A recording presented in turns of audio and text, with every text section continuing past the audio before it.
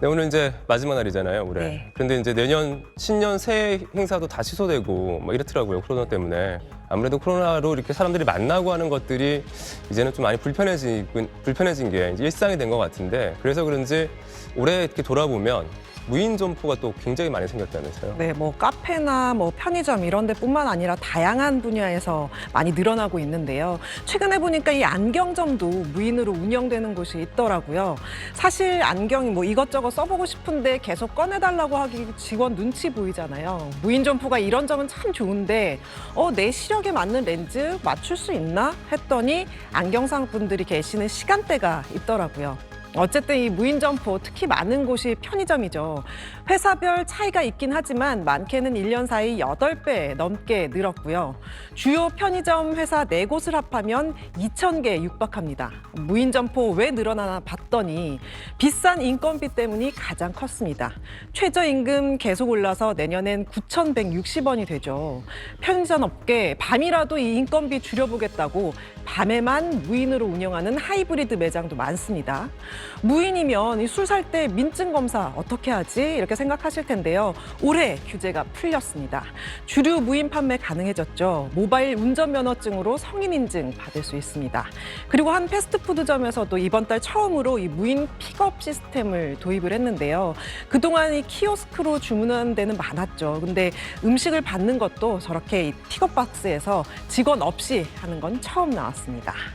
네, 이 비대면 문화에 대해서 좀 사람들이 많이 익숙해지고 방금 말씀하신 것처럼 이제 임금도 좀 오르면서 이제 무인 점포가 많이 늘었다라고 설명해 주셨는데 이게 지금은 이제 대부분 작은 규모의 어떤 점포들만 그런 것 같잖아요. 근데 올해는 이 대형 가전 매장, 대기업이 운영하는 가전 매장도 무인 점포가 나왔다면서요. 네, 맞습니다. 이 소비자 입장에서도 비대면이 좋은 게 사실 이렇게 물건 구경하면서 눈치를 안 봐도 되잖아요. 특히 말 거는 거 부담스러워하는 MZ세대들한테 무인 매장이 인기가 많습니다.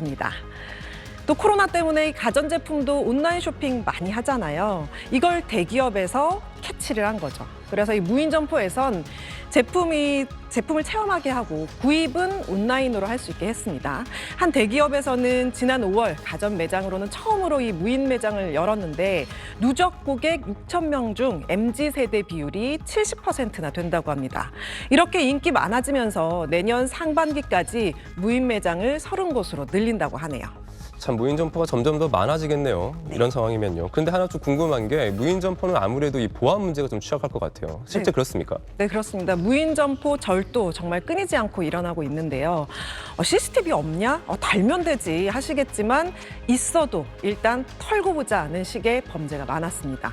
영상 좀 보시면요. 이번 달 이 무인 점포에서 발생한 절도 사건인데요.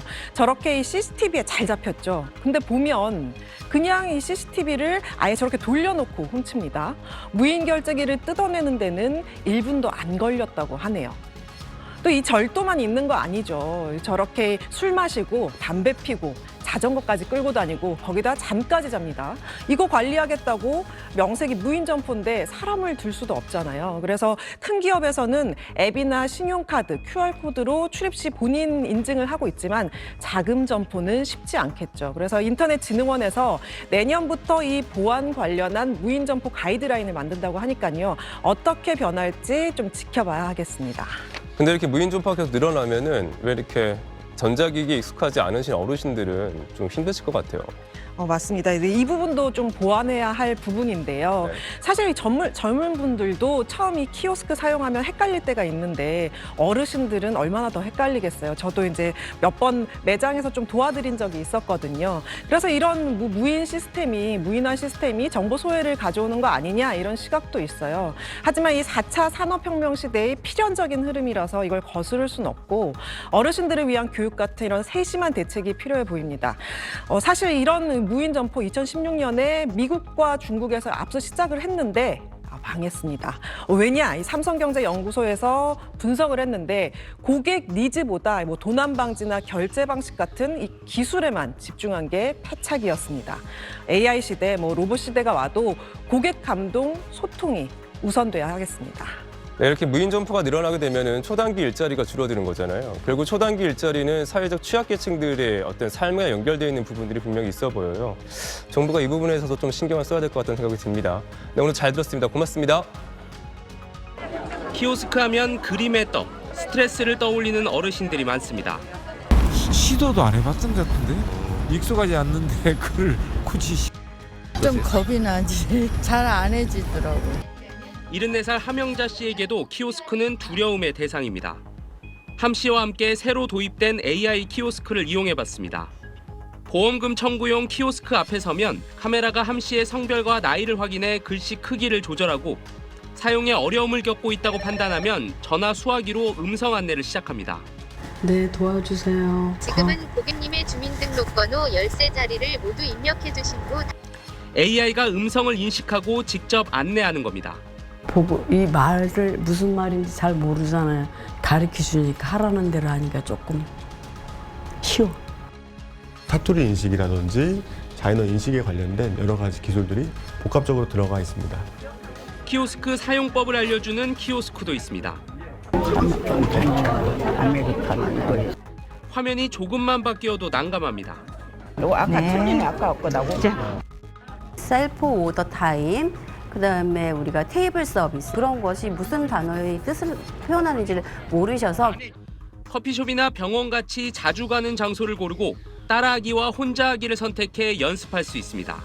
현재를 살아가고 있는 어르신들은 어찌됐건 현재 수준에 맞는 키오스크를 이용해야 되기 때문에 교육용 키오스크로 만들어서 민간 분야 키오스크는 최근 3년 사이 3배 이상으로 늘었습니다. 그 기술이 만든 벽을 허물기 위한 다양한 기술이 여러 분야에서 시도되고 있습니다. SBS 엄민재입니다. 서울시가 키오스크, 전자안리판 등 다양한 스마트 기기를 설치한 경로당, 이른바 스마트 경로당을 확충하기로 했습니다. 스마트 경로당은 디지털 기기 활용에 어려움을 겪는 어르신들에게 배움의 기회를 제공하고 다양한 여가 생활을 지원합니다. 기기 사용법을 먼저 배운 어르신들을 스마트 경로당 동행단으로 채용해 다른 어르신들의 기기 사용을 돕는 기회도 제공합니다. 서울시는 내년 상반기까지 11개 자치구에 스마트 경로당 105곳을 구축할 계획입니다. 돌봄 사각지대를 해소하고 장애인 자립을 지원하기 위한 서울형 장애인 활동 지원급여 지원 대상도 확대됩니다. 서울형 급여는 활동 보조, 방문 목욕 등 서비스를 월 최소 60시간에서 최대 480시간까지 제공하는데 다음 달부터는 만 65세 이상 장애인과 장기 요양급여를 받는 만 65세 미만 장애인도 신청할 수 있도록 대상이 확대된 겁니다. 지금까진 만 65세가 되면 장애인 활동 지원급여가 삭감됐고 장기 요양급여를 받는 만 65세 미만 장애인은 서울형 장애인 활동 지원급여 신청 자격이 없었습니다. 이번 개선을 통해 서울시는 430명이 혜택을 받을 걸로 보고 있습니다. 수급 자격에 해당하는 사람은 다음 달부터 거주지 주변 주민센터에서 신청할 수 있으며 12월부터 급여를 받게 됩니다. SBS 김민준입니다. 한 패스트푸드점 무인 단말기. 비장애인이라면 1분 남짓이면 끝낼 주문이지만 시각장애인은 음성이나 점자 안내가 없어 몇 분을 헤매야 합니다. 터치스크린이 높이 설치된 키오스크는 휠체어 타는 사람에게 또 다른 장벽입니다.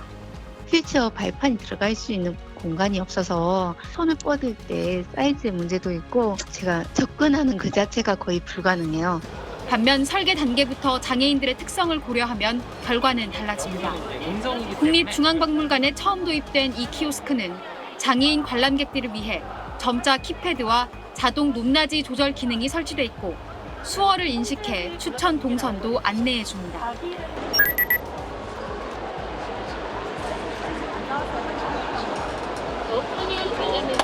누구나 모두 동등한 조건에서 이용할 수 있도록 기능을 구축하였고요.